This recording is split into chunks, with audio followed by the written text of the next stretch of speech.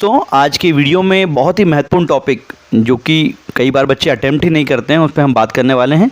जी हाँ, जो कि है पिक्चर कंपोजिशन। क्लास 10th में बात करें तो लगभग 3 नंबर का ये आता है और ये बहुत बेसिक और एक जनरल वीडियो है, खास करके उन विद्यार्थियों के लिए जो इस क्वेश्चन को अटेम्प्ट ही नहीं करते हैं। मैं बहुत सरल तरीके से बताने की कोशिश करूँगा कि किस प्रकार से आप इस क्वेश्चन को न केवल अटेम्प्ट कर सकते हैं बल्कि इसमें स्कोरिंग भी कर सकते हैं। तो शुरू करते हैं आज का वीडियो।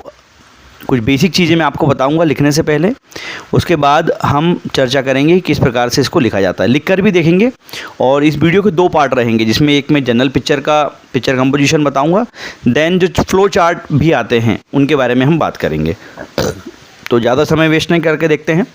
सबसे पहले जो पिक्चर आपको दे रहा है उसको बड़े ध्यान से देखिएगा और ये देखें कि किस चीज़ की पिक्चर है, क्या दिख रहा है आपको। मतलब कोई पार्क है, कोई मूवी सीन है, फैक्ट्री है, क्लासरूम है, जो भी है उसको देखें और समझें और अपने हिसाब से देखें कि वहाँ पर क्या क्या हो रहा है। ठीक है, उसके मूड को समझें कि हैप्पी मूड पे है या कोई प्रॉब्लम दिखाई जा रही है, क्योंकि हम सेंटेंस की फ्रेमिंग फिर वैसे ही करने वाले हैं। फिर क्या करें, सबसे पहले हम देखेंगे जो भी सेंटेंस हम बनाएंगे वो छोटे छोटे सेंटेंस हों, ज़्यादा बड़े सेंटेंस हमको नहीं बनाना है, क्योंकि मैक्सिमम वर्ड लिमिट होती है 75 वर्ड्स। अगर हम 15 सेंटेंस बना दें, 15 नहीं बन रहे हैं तो 10 या 12 भी बना दें तो हमारा काम आसानी से हो जाएगा।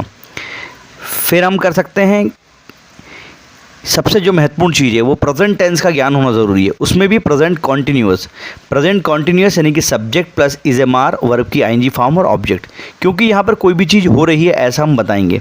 आप जानते हैं सिंगुलर सब्जेक्ट के साथ इज़, आई के साथ एम और प्लूरल के साथ आर लगाते हैं। बड़ी सीधी सी बात है।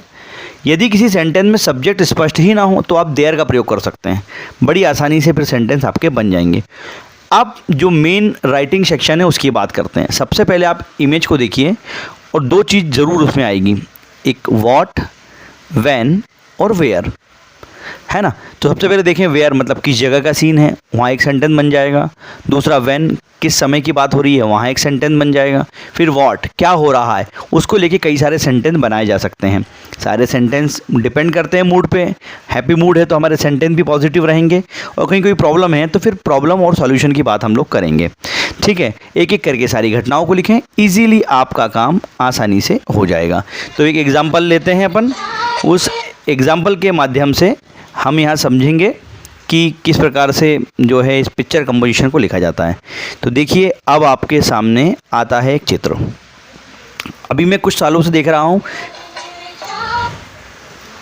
कि जनरली पार्क के सीन या फैक्ट्री या फ्लो चार्ट के सीन ज़रूर दिए जाते हैं, कई बार क्लासरूम के भी। तो देखते हैं, सबसे पहले क्लासरूम की बात हम नहीं कर रहे हैं, यहाँ पर एक सीन जो है वो है एक पार्क का सीन। तो देखो दोस्तों, इस प्रकार ध्यान से इसको देखो, क्या क्या दिख रहा है। एक पार्क दिख रहा है, मौसम साफ़ है, कुछ बच्चे खेल रहे हैं, गार्डन है मतलब पेड़ पौधे हैं, पेड़ हैं। एक लेडी जो है, ओल्ड लेडी है, बेंच पर बैठी है, कुछ एक लड़का गाना भी सुन रहा है। अब सब बस इसकी ट्रांसलेशन करना है।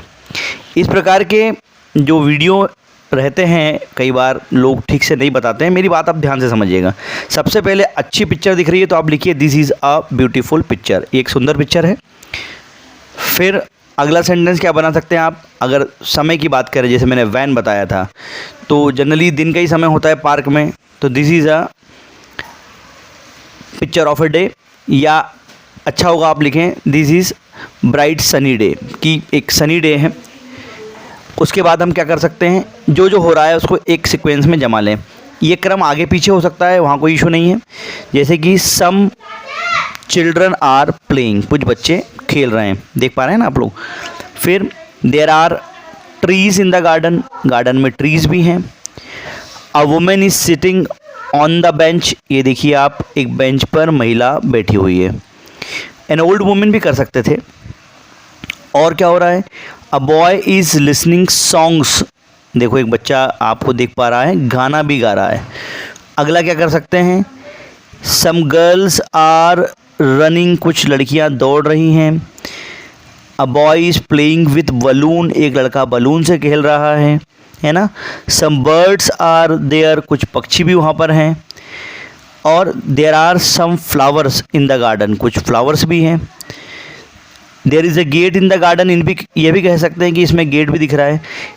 अब आप देखेंगे कि इन सारे सेंटेंस को जब मैं कंपाइल करूंगा तो एक पैराग्राफ का शेप ले लेंगे और मेरा काम आसानी से हो जाएगा। एक चीज़ और दिख रही है मुझे, एक लड़की पेड़ के पीछे छिपी हुई है। A girl is hiding her self behind the tree, अपने आप को पेड़ के पीछे छुपा रही है। इस प्रकार से हमने देखा कि प्रेजेंट कंटिन्यूअस टेंस के साथ कुछ प्रेपोजिशन का प्रयोग भी यहाँ पर हुआ है। अगर आप इन जनरल चीज़ों का अभ्यास करते हैं तो नो डाउट आप बहुत अच्छे से पिक्चर कंपोजिशन को लिख पाएंगे। आई होप पिक्चर कंपोजिशन का पार्ट 1 आपको पसंद आया होगा। अगले पार्ट में फ्लो चार्ट को देखकर कैसे लिखते हैं उस पर हम चर्चा करेंगे। तो वीडियो अगर पसंद आया है तो इसको लाइक और शेयर करें और ज़रूर 2-3 बार देख लें ताकि आपका जो प्रैक्टिस वाला कॉलम है वो अच्छे से हो जाए। फिर मिलेंगे। जय हिंद।